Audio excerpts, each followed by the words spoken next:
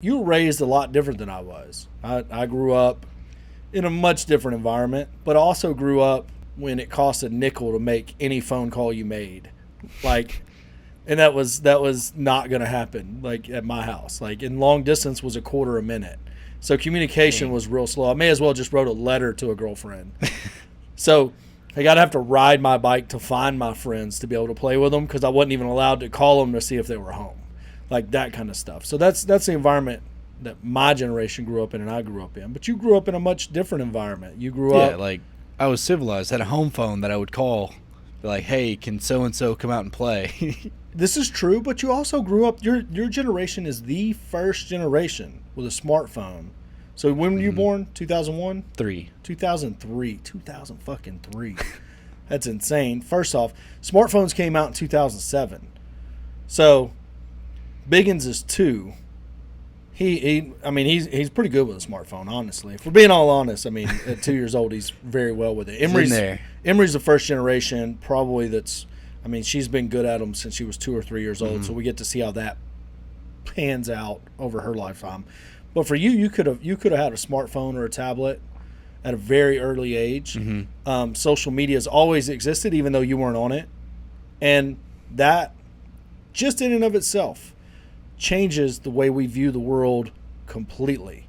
Like, we see the world through 2 completely different prisms because of how information is exchanged. When you were young and you knew you had all social media and everything, why didn't you get on Instagram? Why didn't you get on Facebook? What was that decision? Well, like, Facebook, to me, my perception was I was always for old people. Like, that's it, you know? Instagram, I had it, wouldn't even post once a year, you know? Wasn't about it. What about your friends, though? Yeah, they would have it, and I got it eventually, and it was like, whatever, you know? But still, the time I spend on Instagram isn't looking at the people I follow. It's just like hot chicks. No, it's like I'll show you my feed. Like, it's all cars. It is all cars, the entire thing.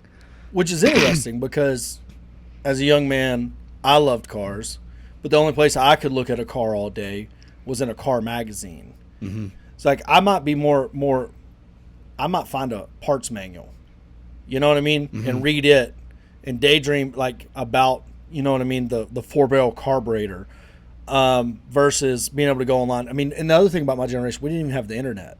Like, rural Texans, we didn't get the internet till 2000.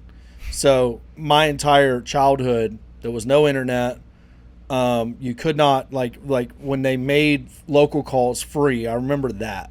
Like, I remember when local calls were free. I was like, that's amazing. What was local, though? Like, could you call all the way to Thornton? No. Say, hey, Jake?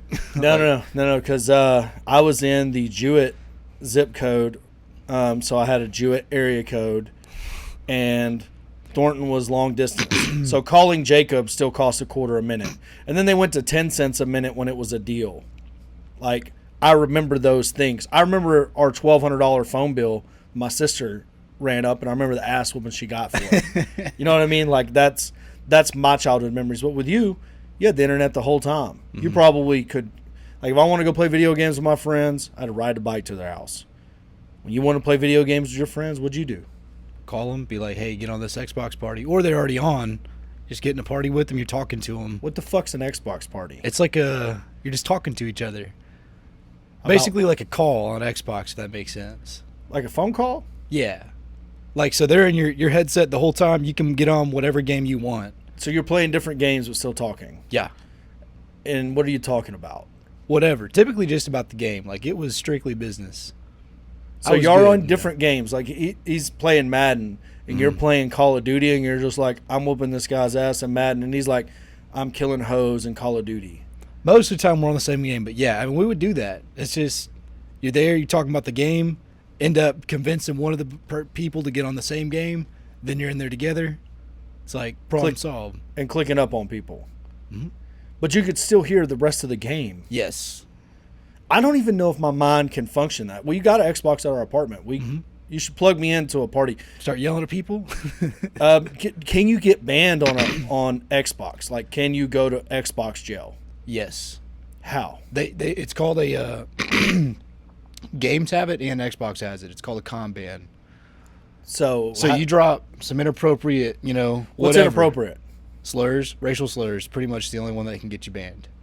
What if I'm black? I don't know how that works. I don't think you don't have black friends. Not that I play Xbox. I did. I mean, because they wouldn't know. Well, now that I say that, it's like 3 of the guys in my squad in high school, they were black. They do what they wanted, and they weren't very strict with the bans for anyone really. You had to be reported a lot. Oh, so somebody else has to report you. Yeah, they don't just listen in. So if they report a black guy for using a racial slur and then they realize he's black, I do know they have gotten banned for that, but it's like, I'd be mad. If I'm black dude and I get banned on Facebook or on Xbox for talking to my boys. You know what I mean? It's just my lingo. Just what I say every day. I'd be so mad.